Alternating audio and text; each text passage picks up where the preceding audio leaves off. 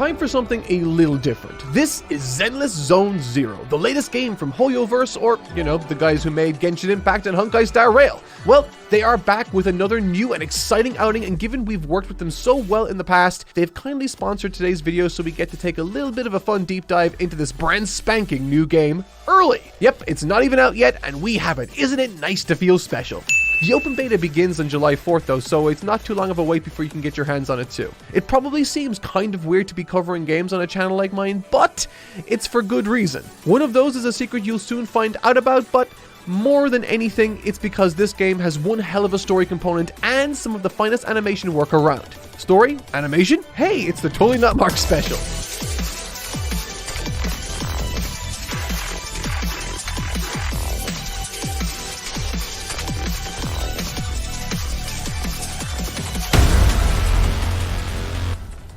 So, let's jump headfirst into things. Zenless Zone Zero is actually a post-apocalyptic story which you probably wouldn't notice at first, given that typically conjures up images of war-torn cities and overgrown concrete jungles. But that's actually what makes this game's world kinda unique. You see, back many years before the start of this game, the vast majority of humanity was wiped out. All of these crazy disasters happened where dimensions called hollows opened up, bringing in an onslaught of monsters called the ethereal. So yeah, super cheery stuff. But in spite of that, the world of Zenless Zone Zero is pretty damn rosy on the surface. Humanity managed to rebuild and live out life in the hub city of New Eridu, a kind of New Tokyo type looking city. But only on the surface. You see, there's a plot twist.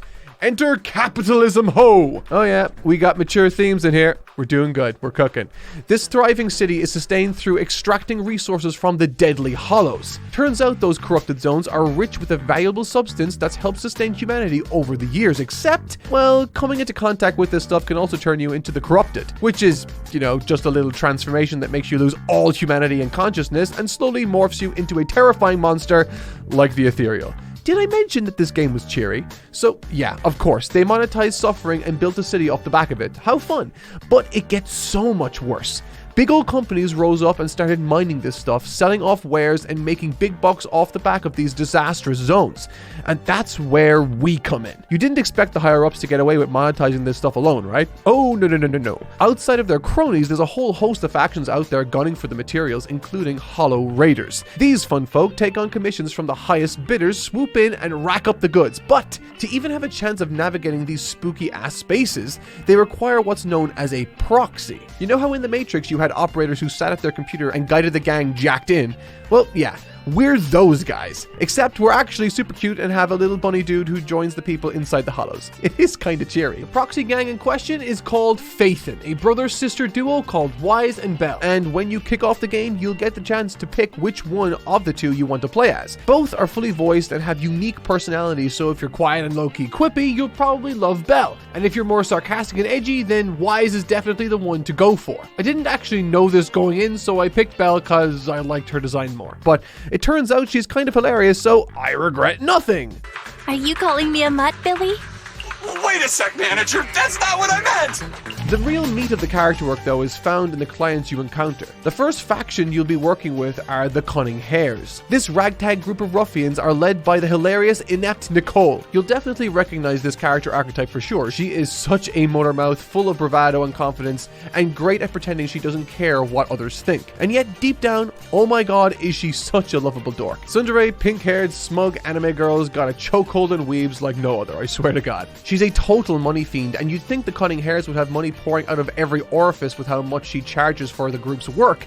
But holy crap, man, she has the whole gang in debt and on the edge of bankruptcy from her total ineptitude. It's honestly the inciting incident in so many of their cases. And when she first meets your character, the whole conceit is she owes you a crazy amount of money. On the opposite end of the spectrum, though, is Anby, a girl Nicole brought into the gang after some kind of event that nobody wants to talk about. I mean, Anby isn't even her real name, Nicole just gave it to her. And well, given Nicole's backstory was tragic enough, I'm sure what happened with Anby is going to mess me up. It's funny, she's super monotone and serious and a bit of a loner. I mean, she's always wearing headphones to ignore the world, which is, kind of relatable, but she truly seems like the most calm and collected of the bunch. And to an extent, she certainly is, but oh my god, there is definitely something wrong with this girl. Oh, I've mutated into a monster.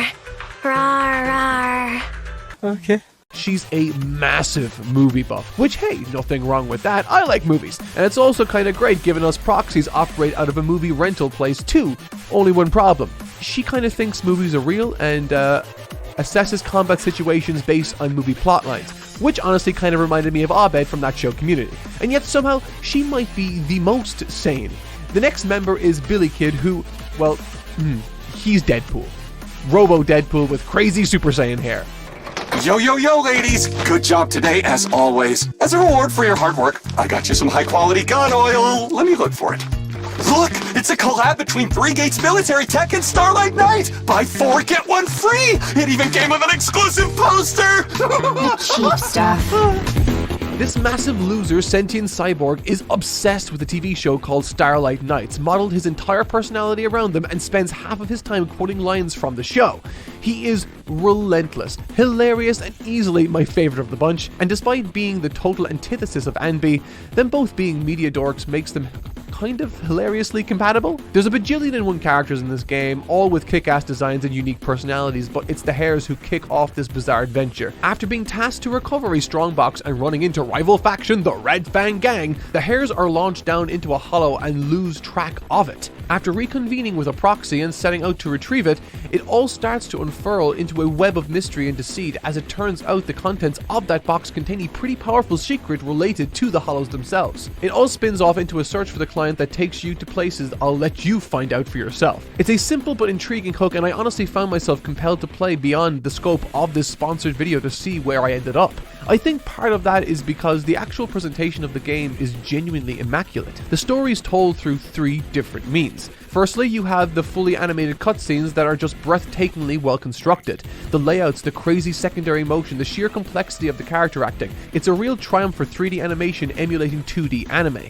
Genshin and Honkai are obviously well known for looking great, but man, the animation work in this game is genuinely something else. Secondly, outside of this, there's also the motion comic sections that are packed to the brim with absolutely stunning illustrations. Like, I genuinely cannot fathom how long it must have taken to create all of these, because it's not like it's just 1 or 2 stills. These are fully fleshed out and voice dynamic comics, and they're not short either. And finally, for anyone who's a fan of visual novels, I'm sure you'll be more than familiar with the talking head style of delivery to wrap things up. They might be the least dynamic of the bunch, but they're still voiced and not afraid to switch up expressions where necessary, which, hey, I'm fine with given that these moments are usually to deliver the least essential plot stuff. It's an all-around great looking game, and I was really glad to see that it extends into the actual gameplay itself. I mean, just walking around the hub city displays beautiful walk cycles and seamlessly blends between movement speeds. Even interacting with the NPCs in the area is full of life, and it's really strong work in my opinion. And I think one thing to make clear here is that this isn't anything like the gameplay you'll find in Genshin's slower combat or Honkai's turn-based approach. This is a straight-up action game.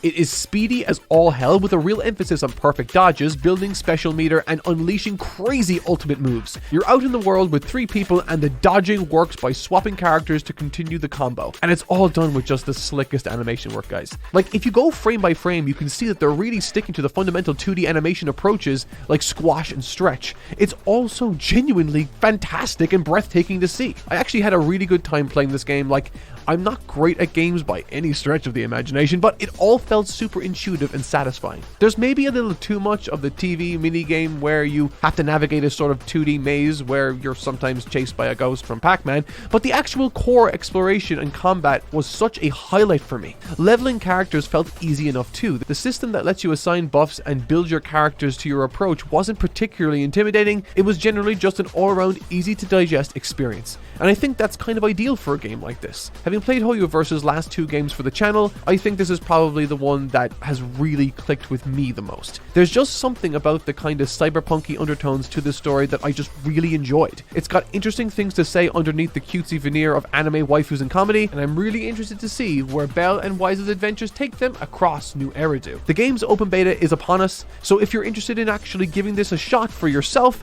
you can register now using the link in the description. At the moment, you can test out the game for yourself on PC and iOS, but the game's also coming to Android and PS5 in the future, so it should be easy enough to get your hands on regardless of what you own. So once again, the link's in the description, and hopefully I've given you a nice taste of what you can expect from this wacky game.